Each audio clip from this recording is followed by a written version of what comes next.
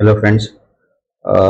सभी लोगों की डिमांड थी कि एक्सपेक्टेड क्वेश्चंस अपलोड कीजिए। ओके, तो कुछ एक्सपेक्टेड क्वेश्चंस है जो मैं अपलोड कर रहा हूँ। ओके, ये क्वेश्चंस आ सकते हैं, तो अगर आपके एग्जाम कल है तो प्लीज़ ये मिनिमम ये जो क्वेश्चंस है ये थोड़ा रीड करके जाइए। मिनिमम ये क्वेश्चंस आ सकते हैं। ओके, ये हाई लेवल क्वेश्चंस है, एकदम डिफिकल्ट लेवल क्वेश्चन है जो अपन पेपर पैटर्न एक्सेप्ट कर रहे हैं, वो पेपर पैटर्न के हिसाब से ये क्वेश्चंस में भी आ सकते हैं। ओके, फिर भी जो आपने जो स्टडी किया होगा वो भी कंटिन्यू कीजिए, लेकिन बिफोर गोइंग एग्जाम एक बार ये जो वीडियो है ये आप देख लीजिए। ओके, इससे आपके थोड़े कंसेप्ट क्लियर होंगे, क्योंकि इसमें अभी जो है वो अकाउंट असिस्टेंट पे मतलब जो प्रोफेशनल नॉलेज है अपना, ओके, अकाउंट्स के उसके क्वेश्चन है। क्योंकि अगर मैं पूरा मॉक पेपर बनाता तो मुझे बहुत टाइम लगता, और कल के लिए सबके पेपर है, तो मैं ये चाहता हूँ कि सबके लिए मिनिमम क्वेश्चंस में अलॉट करूँ। तो मेरा ट्राई तो यही रहेगा कि मैं आपको सभी पैटर्न के क्वेश्चंस अलॉट करूँ, लेकिन फिलहाल तो मैं अभी यहाँ पे अकाउंट्स के कुछ क्वेश्चंस है जो इंपॉर्टेंट क्वेश्चंस है जो एग्जाम में पूछ सकते हैं, वो क्वेश्चंस मैं यहाँ पे वीडियो में अपलोड कर रहा हूँ। ठीक है, तो ये वीडियो को मस्ट 1 2 3 बार, जितनी बार हो सके उतनी बार वॉच कीजिए, क्योंकि मोस्ट ऑफ द टाइम ये क्वेश्चंस आ सकते हैं। ओके, ऐसे नहीं कहूंगा कि आएंगे ही करके, लेकिन आ सकते हैं, क्योंकि ये बहुत रेयर क्वेश्चंस है, और जैसी कॉम्पिटिशन है वो हिसाब से अगर देखा जाए तो ये क्वेश्चंस आ सकते हैं। ओके, तो स्टार्ट करते हैं अपन। पेपर पैटर्न तो सबको पता ही है, इसलिए मैं अभी इसको एक्सप्लेन नहीं करूंगा, डायरेक्ट अपन क्वेश्चंस पे जाते हैं। तो प्रोफेशनल नॉलेज मतलब अकाउंटिंग का ही अपना क्वेश्चन है। तो फर्स्ट क्वेश्चन है यहाँ पे, which of the following statement about the matching principle is false.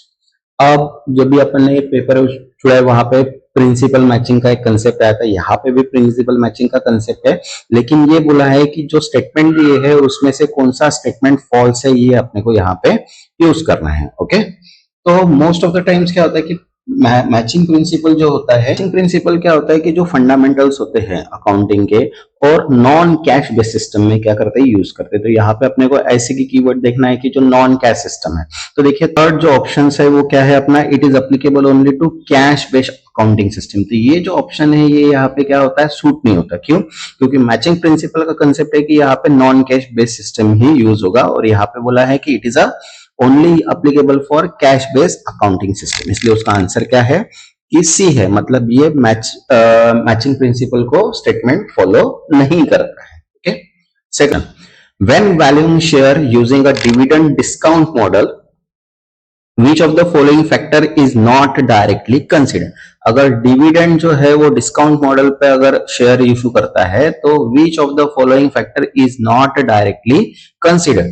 तो जो भी डिविडेंड रहता है वो मार्केट प्राइस पे डिफाइन नहीं करता है। ओके, तो इसलिए इसका जो आंसर रहेगा वो क्या रहेगा, current market price of share. जो भी करंट मार्केट प्राइस रहता है उसके ऊपर कभी भी डिविडेंड डिस्काउंट मॉडल काम नहीं करता है। Okay, next third question, which accounting concept would most likely to be violated if a company report future revenue in the current financial year।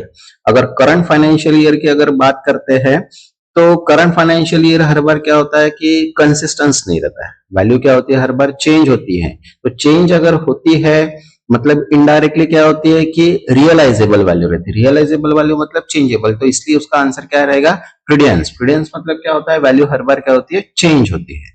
Next fourth question, a sole proprietor decide to take cash out of the business for personal use, which of the following is the correct accounting treatment। तो अभी जब भी अपन ने personal use का देखे थे, personal use मतलब in cash withdrawal जो होती है अपन पर्सनल यूज के लिए जो करते हैं विड्रॉल, ओके, तो वो होता है अपना पर्सनल यूज। तो यहाँ पे बोला है कि करेक्ट अकाउंटिंग ट्रीटमेंट कौन सा है, तो यहाँ पे जो सेकंड ऑप्शन है वो है record as a withdrawal reducing owner equity. Okay, जो विड्रॉल डिक्रीज होता है तो ओनर की equity in the business reflecting the owner personal draw. मतलब अगर जो ओनर की इक्विटी अगर विड्रॉल डिक्रीज होता है तो ओनर के जो पर्सनल ड्रॉज रहते हैं उसके ऊपर वो रिफ्लेक्ट करता है। Okay, next fifth, in the context of not for profit organization, what is a primary distinction between unrestricted and restricted. अब अनरेस्ट्रिक्टेड फंड मतलब क्या होता है कि जो अपन कहीं भी एनी पर्पस के लिए यूज करते हैं उसको बोलते हैं अपन अनरेस्ट्रिक्टेड फंड। और रेस्ट्रिक्टेड फंड मतलब क्या होता है कि जो एक स्पेसिफिक पर्पस के लिए अपन यूज करते हैं उसको बोलते हैं अपन रेस्ट्रिक्टेड फंड। तो देखो यहाँ पे फर्स्ट ऑप्शन ही है, ये unrestricted fund can be use for any purpose while restricted fund must be used for the specific purpose set by donor। Okay, इसलिए इसका आंसर क्या है, फर्स्ट है। Next question 6, when it is appropriate to recognize revenue from a long term construction contract using the percentage of completion method। तो इसलिए as a cost are incurred, मतलब percentage of completion method कब recognise होती है, revenue based model पे जो proportion of work complete करते हैं तो यूजुअली वो कॉस्ट के ऊपर डिपेंड होती है, इसलिए इसका आंसर क्या है, as a cost are incurred. Next 7 question, which of the following is the primary objective of auditing standard regarding auditor independence। अब ऑडिटर स्टैंडर्ड क्या होता है कि प्राइमरी ऑब्जेक्टिव क्या है ऑडिटिंग स्टैंडर्ड का, to promote public confidence in the audit process, मतलब public confidence को इंक्रीज करना, प्रमोट करना। क्यों? क्योंकि अगर हम ऑडिटिंग करेंगे मतलब इनडायरेक्टली कंपनी जो फाइनेंशियल पोजीशन है वो वहां पे क्या करती है, डिफाइन होती है, मतलब मेंटेनिंग ट्रस्ट अपन बोलते हैं ना, ये ऑडिट किया मतलब इनडायरेक्टली क्या किया कि कंपनी के जो ट्रांजेक्शन है उनको वेरीफाई करके अपन कंपनी के ऊपर ट्रस्ट बना रहे, तो वो होता है promote public confidence in the audit process, उसको बोलते हैं अपन auditing standard regarding auditor independence.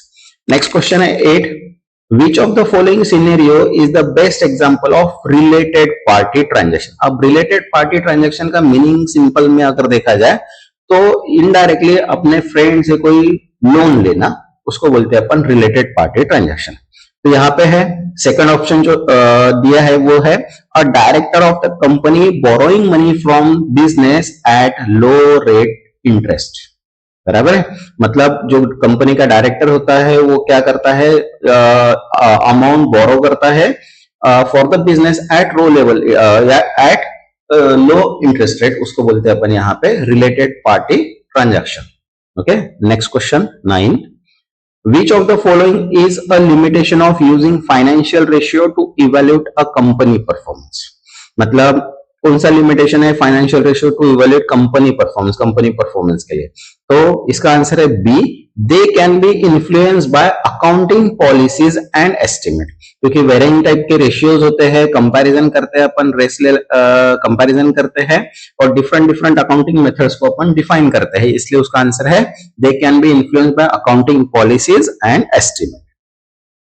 Next 10th question, if an auditor find a material misstatement in the financial statement, which of the following should not be part of their response। अगर auditor कुछ miss statement देखता है financial statement में तो which of the following is not part of their response, तो वो क्या करता है, थर्ड ऑप्शन है ignore the miss statement if it is a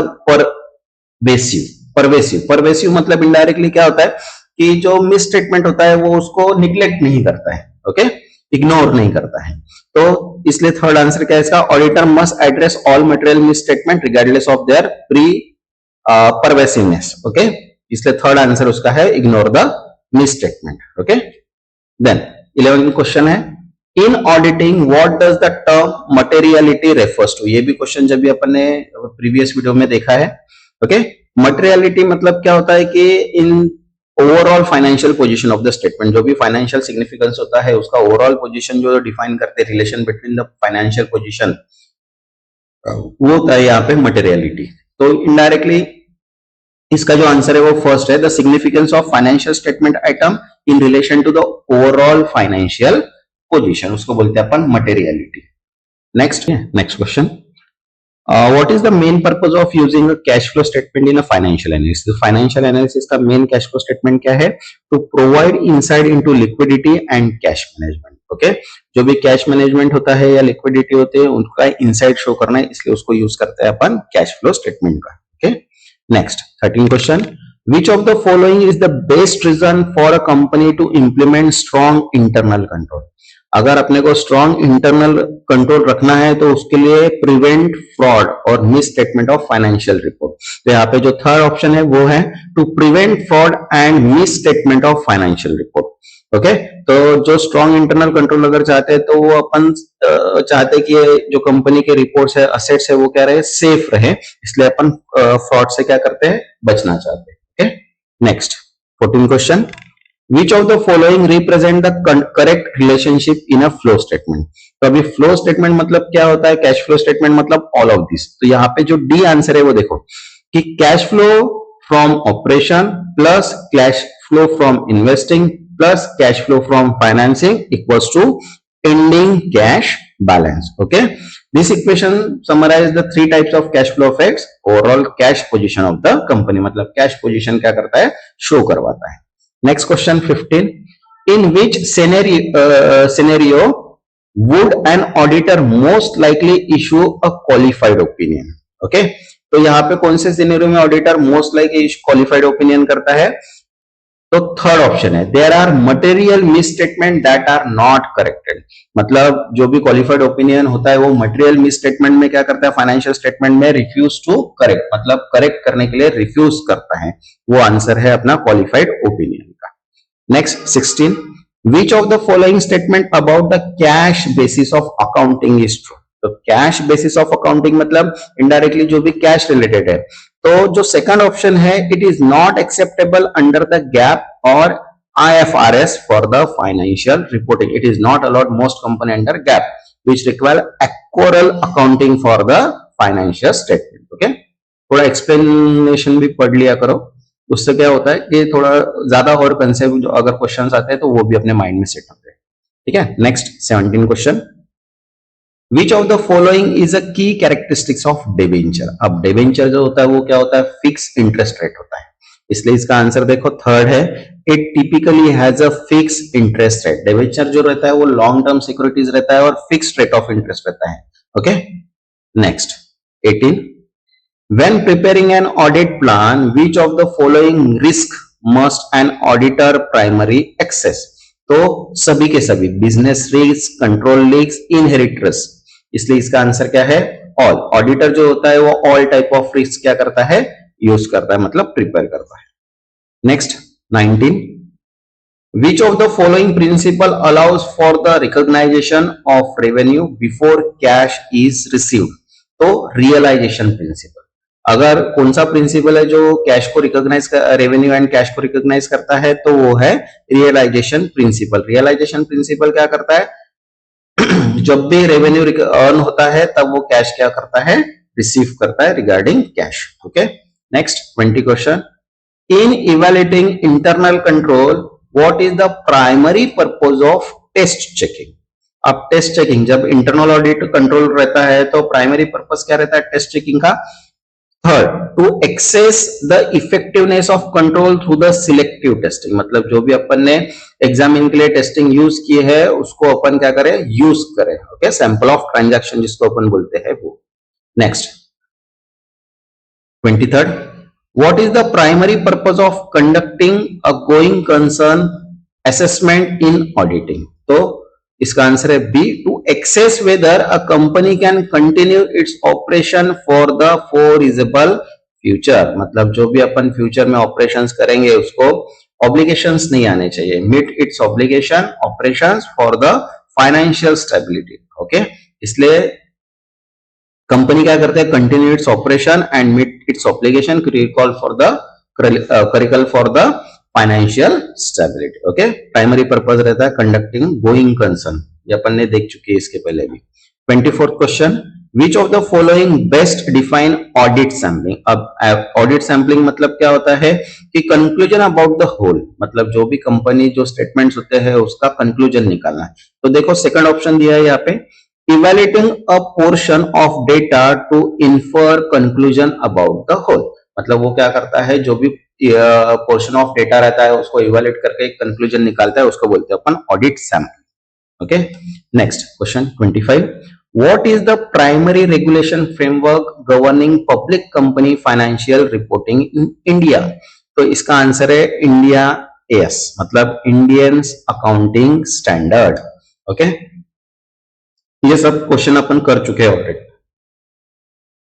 next question 26, which of the following is included under zero rated supplies in GST. अब zero rated supplies मतलब क्या होता है? Indirectly export of good and service. Okay, अब यहाँ पे अलग अलग टाइप की जीएसटी की कैटेगरीज होती है जो 0% में भी डिफाइन होती है। उसमें से एक जो है एक्सपोर्ट ऑफ गुड्स और सर्विसेज, ये अपने जीरो रेटेड सप्लाईज में डिफाइन होती है। Okay, next 27, which section of the CGST Act govern the payment of tax under the reverse charge mechanism, जिसको RCM बोलते हैं।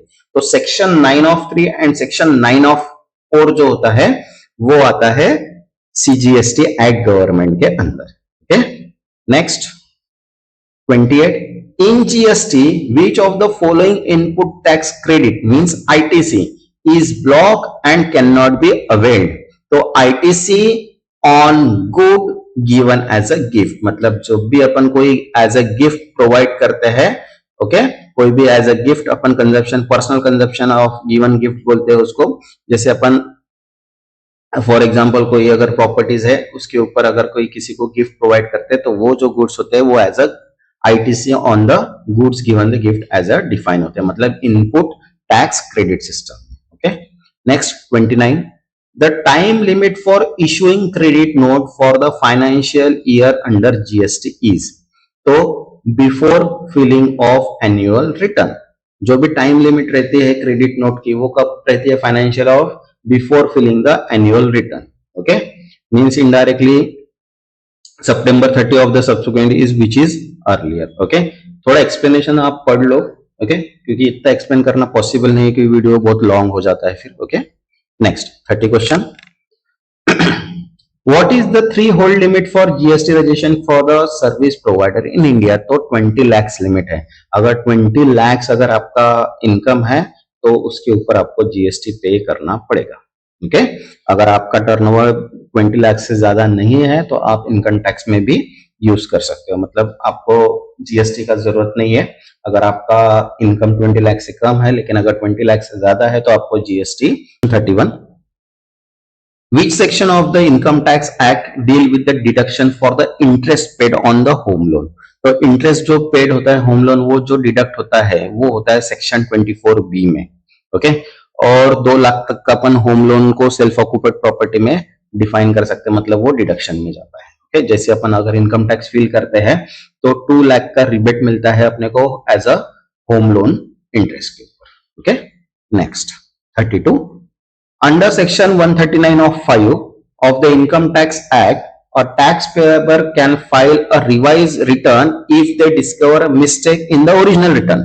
What is the deadline for the filling a revised return of for the assessment year? मतलब indirectly अगर आप कुछ mistake होती है original return में तो आप उसको रिवाइज रिटर्न का फिल कर सकते हैं। ओके, तो यहाँ पे इसका सी आंसर है before the assessment is complete और end of the assessment year which is earlier, मतलब जो भी पॉसिबल होता है वो एक तो completed on assessment is completed तब अपन बिफोर उसके बिफोर कर सकते हैं या फिर end of the assessment year. Assessment year मतलब इनडायरेक्टली अगर 24 है तो 23-24 उसका असेसमेंट ईयर रहेगा हर बार। Okay, next question 33, which section of the income tax act grant exception for the long term capital gain on the sale of residential property if reinvested in another residential property?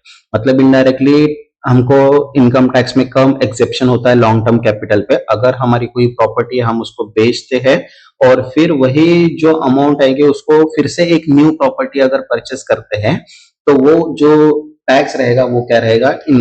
Exempt रहेगा, otherwise हमें gain tax पे करना पड़ता है। और अभी as per 2024 gain tax अगर short term gain tax अगर देखते हैं तो वो 20% है और लॉन्ग टर्म गेन टैक्स अगर वो है तो 12.5% है। ओके, ये ध्यान में रखना कि अभी एज पर 2022 का जो बजट आया है उसमें जो शॉर्ट टर्म गेन टैक्स है वो 20% है। जो भी आपका प्रॉफिट रहेगा उसके ऊपर 20% गवर्नमेंट उसके ऊपर short term gain tax collect करिए और जो लॉन्ग टर्म है उसके ऊपर 12.5% है। मतलब अगर आप शेयर्स लेते हो और 1 साल बाद अगर बेचते हो 1 लाख के प्रॉफिट के ऊपर, तो आपको 12.5% के हिसाब से उसके ऊपर टैक्स पे करना पड़ेगा। Okay, next 34, what is the tax rate for the long term capital gain exceeding rupees 1 lakh on the sale of listed equity share in the India for financial year 24 23 24? ये देखो अभी 23 24 का जो है, तो यहाँ पे long term capital gain exceeding 1 lakh, मतलब 1 लाख के ऊपर अगर जाता है तो उसको कितना भरना पड़ता था? सबसे पहले 10%। देखो फाइनेंशियल ईयर दिया है 2023 एंड 24, अगर यही 24 25 रहता है तो यहाँ पे अपने को 20% देना पड़ता है। सॉरी 20% नहीं, 12.5%, मतलब 2.5% यहाँ पे इंक्रीज हो चुका है। Okay, next question 35, under the income tax act an individual is considered a resident if they have stayed in India for how many days in a financial year? तो 182 days or more अगर resident consider करना है उसको कि वो India का ही residence है, तो उसके लिए 182 और उससे ज्यादा डेज उसको इंडिया में उसका स्टेइंग दिखाना पड़ेगा, तब जाके वो रेसिडेंट कहलाएगा। Okay, next question 36, under the company act 2013 which section deal with the appointment of independent director? तो सेक्शन 149। ओके, जो 149 होता है वो अपॉइंट करता है इंडिपेंडेंट डायरेक्टर। ओके, 37 नेक्स्ट जो है, विच of the following is not considered a money market instrument? तो मनी मार्केट इंस्ट्रूमेंट कौन सा नहीं है?